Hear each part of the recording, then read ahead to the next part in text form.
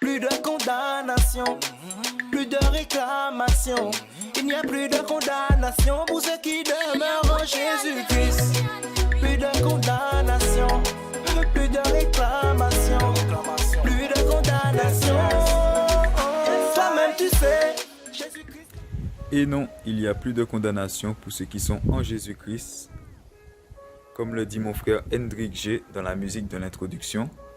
Donc vous allez avoir son clip dans la description pour ceux qui veulent aller voir.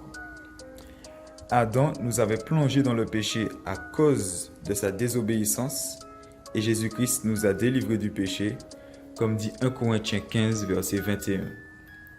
Alors voilà la moto que j'ai achetée, la YCF 150 MX Biggie, le modèle 2019. Alors vous avez vu aussi dans une précédente vidéo, je vous avais dit laquelle choisir, etc.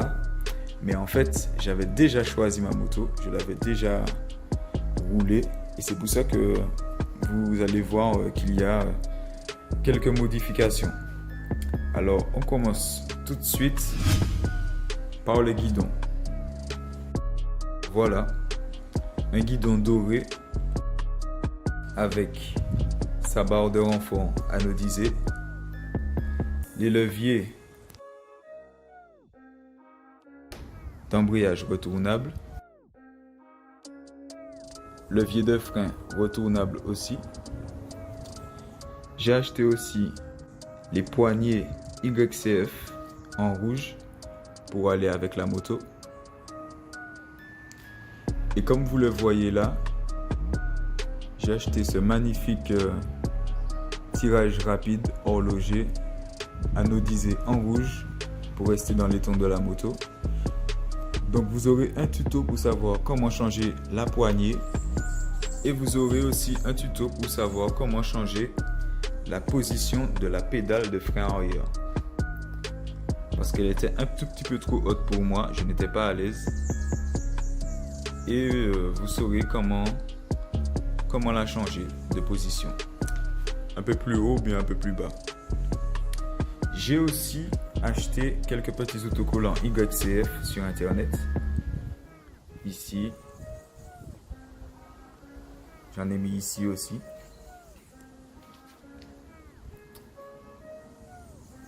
Ce sont de très beaux autocollants, j'aime bien.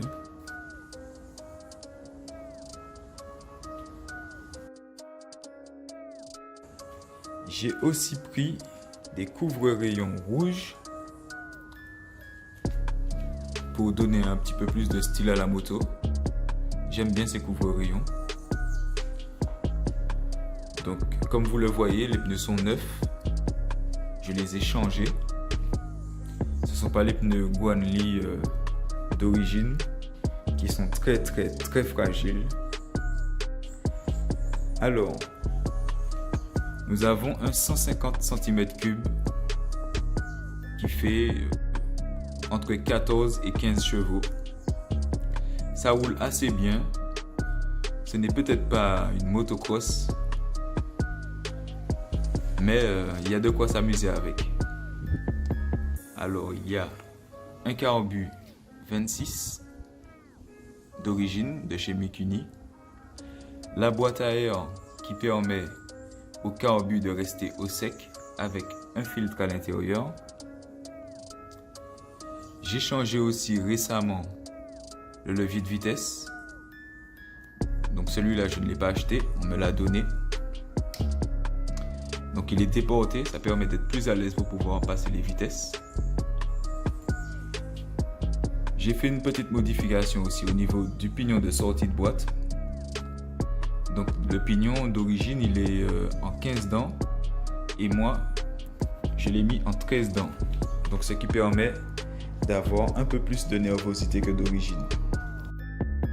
Alors voilà pour cette moto. Donc c'est une très grande moto. Pour une dirt bike, elle est très grande. Je fais à peu près 1m73.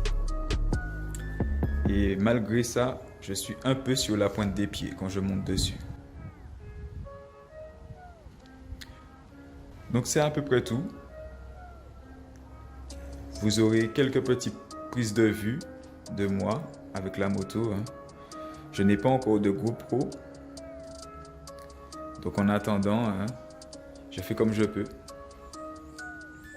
Alors il y a aussi le réservoir d'essence qui est d'une très grande capacité. Donc 5 litres 8 d'essence. Ce qui est énorme hein, comparé aux autres dirt bikes.